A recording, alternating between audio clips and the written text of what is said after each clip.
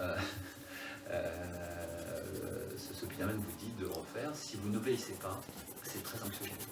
Autrement dit, cette structure qui est présente chez l'homme, qui est présente chez le rongeur, qui chez l'homme n'est pas plus grosse que mon pouce, elle prend contrôle complet de ma vie. Donc si on revient à notre voleur ou voleuse compulsive, admettons qu'il soit dans un magasin et qu'il s'apprête à voler quelque chose, qu'est-ce qui se passe à ce moment-là? Ce qui fait que vous basculez. Donc le serait kleptomane, c'est-à-dire à peu près l'équivalent de la schizophrénie. C'est un peu moins, c'est entre 0,6 à 1%. Et ça dépend dans quelle population vous la faites. Par exemple, si on s'approche des troubles qui portent cette impulsivité, boulimie, alcool, addiction, cette kleptomanie devient plus fréquente. Vous voyez, c'est dans le cloud entre l'addiction, l'obsession et la dépression. Et parfois, elle se focalise sur le vol. Donc, moi, j'ai plein de gens qui font des fixettes sur autre chose. Par exemple, des fixettes amoureuses d'une pulsion et qui deviennent répétitives. Et la personne est prisonnière, c'est-à-dire n'arrive plus à maîtriser. Et ça devient comme un rituel. Marie, très jeune, mariée, sans enfant, âge 28 ans, c'est bien ça? Oui. La période cruciale, c'est le début de la ménopause, c'est la folie de la ménopause, en fait, qui est très à voler. Donc, c'est des moments où, en fait, la cervelle du corps affaiblit l'esprit, en quelque sorte, et donc les pousserait au vol. Et quand on essaie de savoir si les femmes sont kleptomanes, on regarde du côté de l'hérédité, est-ce que vous avez des parents fous, des parents suicidés, des parents, etc. Et du côté du biologique, est-ce que vous avez une éducation normale, est-ce que vous avez une vie sexuelle épanouie, est-ce que vous avez une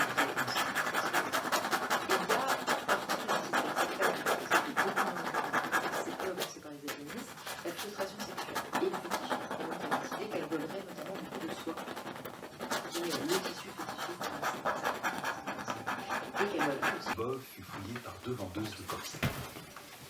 Outre les volants de poing d'un long son, 12 mètres à mi-temps cachés au fond du manche, elle trouvait dans la gomme un plafond en chaud, un mouchoir, un éventail, une cravate, entre 14 000 francs de dentelle en vie.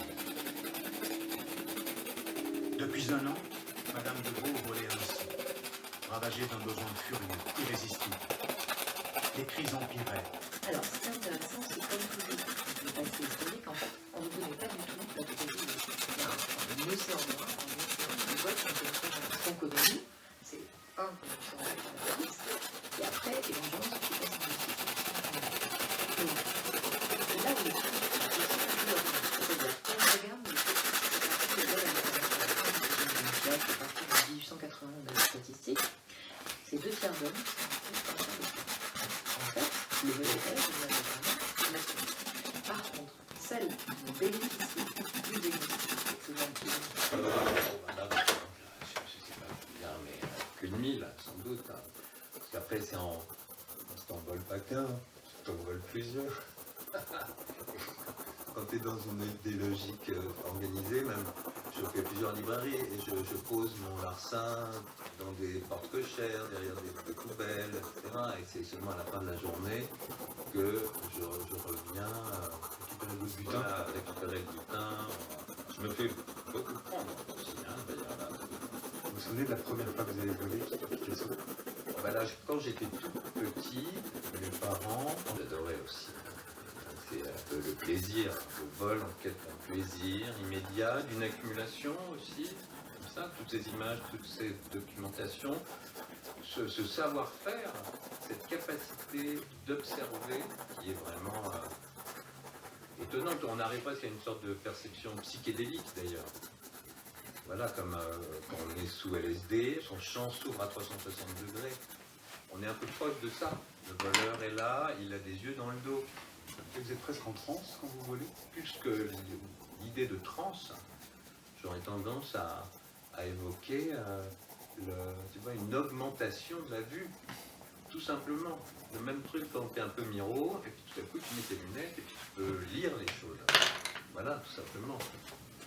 Bon, au fur et à mesure du temps, les gens qui me surveillent se sont améliorés, ils savent faire ça, ils savent, je pense, comment les vigiles dans les grands magasins, qui sont déguisés en ménagères. Et votre plus jeune âge, que vous piquez chez leurs amis, à un moment donné, un peu désespérés, vont m'envoyer psychologue. Voilà. Alors là, je suis très très jeune, j'ai très peu de souvenirs. J'ai souvenir que c'était plutôt tranquille, que vraiment j'étais presque à la limite du centre aéré, peut-être. J'ai pas le souvenir de gens me disant il faut arrêter ça. Par contre, le truc amusant, c'est que j'ai eu des dossiers de cette époque conservés et que dans les dossiers, il y avait à un moment donné écrit « Abandon des soins, faute de collaboration du patient ». Donc, finalement, j'avais pas trop envie d'être guéri parce que sûrement, je trouvais ça très très bien de pouvoir rentrer dans un magasin de jouets, de sortir avec un petit soldat, un cavalier d'Ivanoé, magnifique, pas en couleur, une petite voiture. Donc j'étais voleur tout azimut.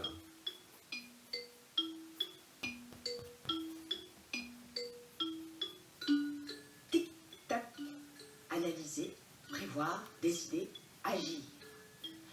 Tour d'horizon. 360 degrés. Nul ne semblait prêter attention. Du reste, quiconque aurait regardé aurait eu l'impression d'une cliente réfléchissant avant d'acheter. Jouant avec son écharpe comme on peut le faire machinalement quand on est indécis ou plongé dans ses pensées.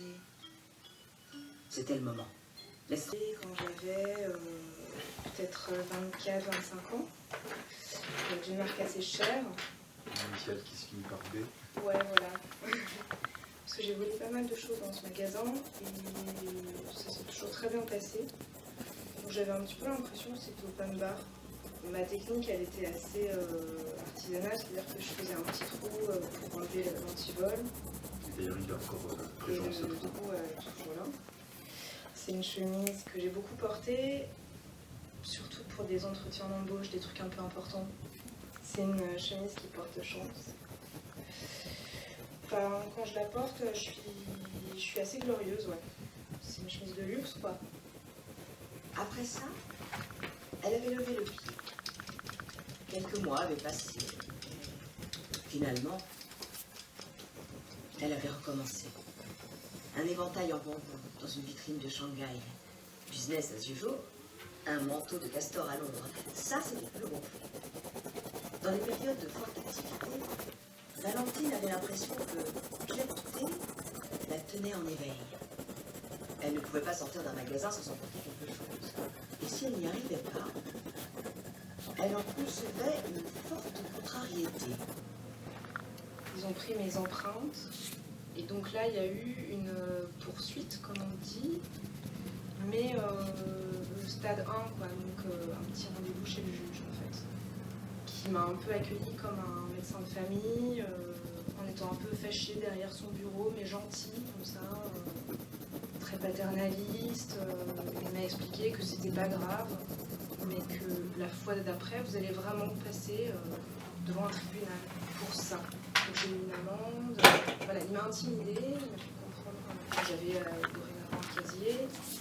Et en fait, ça a opéré un changement assez radical, c'est que j'ai plus du tout volé. Est-ce que vous ressentiez le quand vous passez à l'acte, avant et après? Ça fait mal au ventre, ça fait de la tachycardie, je deviens très très chaud,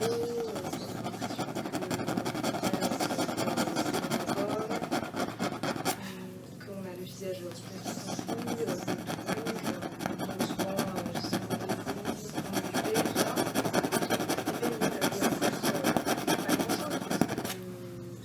un truc beau ou un truc mieux.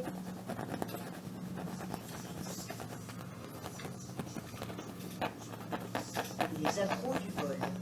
Comprendre la souffrance sous-jacente. Tout ça d'accord, mais où sont les traitements? Ah, voilà. Thérapie cognitivo-comportementale. Méditation de pleine conscience.